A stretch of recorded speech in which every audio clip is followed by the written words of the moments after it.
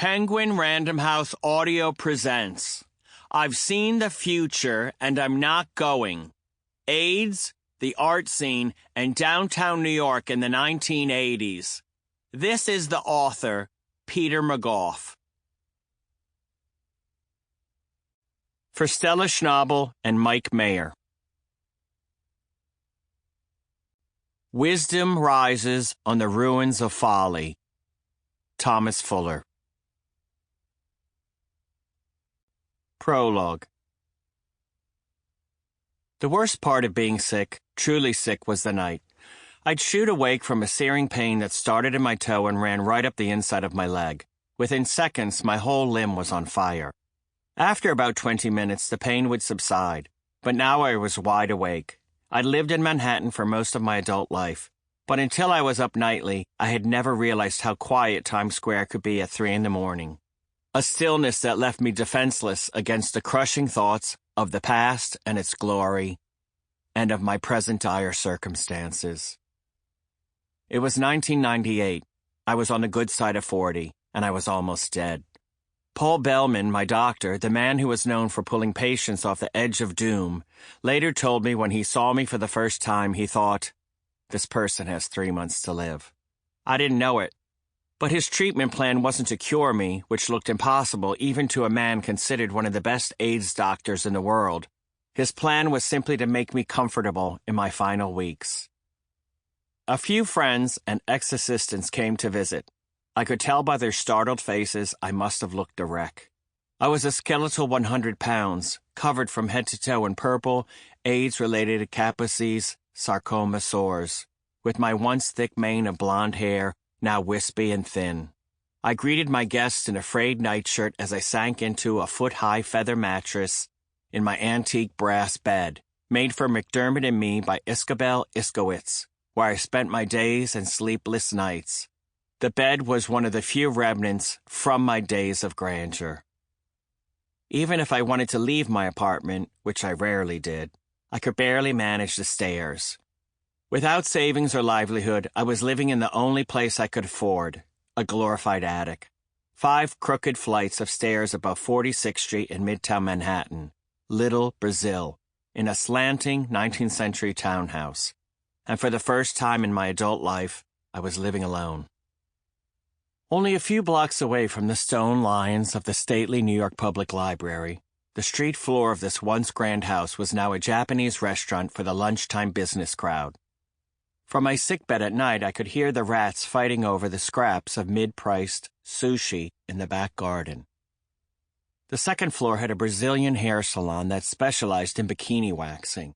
The sexy Latino proprietor would stand in the window with his uniform of skin-tight black jeans and a form-fitting dark T-shirt, overseeing the needs of his clients and his coterie of beautiful assistants. The third floor was then Asian Beauty's massage parlor. I painted a sign and taped it to my door that read, "Whores on 3rd floor. Don't bother to knock," to stop the familiar soft tapping from their late-night clientele. After a raid closed the massage parlor, I broke the police lock and chain on the door to see what was there. The Victorian ornament around the ceiling, now crumbling, was painted black like the walls and the indoor-outdoor upholstered cube where clients waited for attention. I peeked into the sad little single rooms where men would get massaged. As though frozen in time after the raid, there were still large plastic bottles of economy-sized body lotion and rumpled sheets. At the end of the hallway was a washer-dryer that had stopped in mid-wash amongst a pile of dirty sex towels.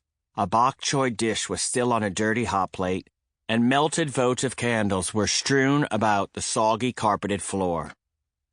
Above this pleasure palace, on the 4th floor, lived a thin, pale artist, Shivis Clem, who had told my friend Jane Rosenblum about the apartment.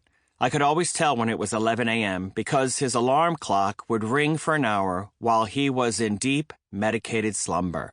Shivis was the director of the Pat Hearn Art Gallery, a.k.a. FAG, in Chelsea.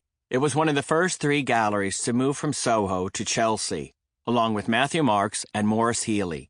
I showed with Pat in the 80s when she was in the East Village. After Pat's death in 2000, her husband, Colin DeLand, took over the gallery space. Chivvis's apartment also doubled as a gallery he called the Fifth International, where he put on exhibitions. One evening, Chivvis heard me in the hallway and invited me in for a drink. I noticed the remains of drugs on an overturned Artform magazine, with an ad for my former Swiss art dealer, Bruno Bischofsberger. Chivvis was just finishing dinner with two young artists on the rise, Rob Pruitt and Elizabeth Payton. I stayed a bit to be polite and begged forgiveness for leaving so soon. I couldn't bear how embarrassed I felt about how far I had fallen and that my looks foretold how ill I was. In my fifth-floor apartment above Chivvis, I had a kitchen and 3 large rooms which I painted in blue, green, and white to hide the cracks and cheap plaster repairs. I didn't have any furniture but my bed, so I borrowed 2 rooms of antique furniture from my friend Ricky Clifton, who was decorating artists' apartments.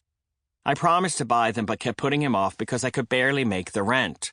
I set up a white-walled painting studio in the front parlor with the easel and art supplies my friend Walter Fleming bought me, and where, when I had the strength to get out of bed and my bedroom, I started to paint again. The rest of the time I painted from my bed, finishing watercolors for a show in Paris. My bedroom was in the back, where I could see a jeweler, the Diamond District was the next block, working diligently through the night. His room illuminated by the blue flames of his trade. My friend Mary Bergdold from FIT was so horrified after seeing where I lived and how I looked that she bought me a small refrigerator, which she had her friend Liz drag up the 5 flights so I could keep food there. Mary would burst into tears with each visitor phone call. A lot of people cried when they visited. I felt terrible that I upset them. How the hell did I end up here? I'd sigh at night as the fumes of burning flesh filled the apartment from the fast food burger place below. I had watched so many friends die miserable deaths from AIDS, and now my number was up. I felt damned and cursed. As I passed people on the streets, I wanted to change lives with any of them. I'd take their lot. Anything was better than this death sentence. Only a little more than a decade before, in 1986, a painting I made with my partner David McDermott was on the cover of Artforum, at the time the international Bible of the art world. And in 1993, a picture of us and our assistants in our studio was the cover of Art in America. We had sold-out shows in the best galleries in New York and Europe, and endless invitations to museum openings, art parties, society events, and movie premieres. Our life was seemingly a never-ending one of fame and luxury. After the financial crash in 1987, we lost our 1840s townhouse on Avenue C in the East Village, lit by candlelight and heated by fires in the hearths. We had filled the 2 floors above an old storefront with mid-19th century antique furnishings right down to the drinking glasses. Our mattresses were foot-high striped ticking, fluffed into mountains full of feathers. We covered the cracked walls in period papers and hung vintage prints, paintings, and mirrors for our 19th century time experiment. Every object had to fit perfectly. No modern element was allowed there, not even a telephone. As part of our time machine, we wore detachable starched collars and cuffs, high-button shoes, silk top hats and capes, and carried walking sticks among our vast period wardrobe.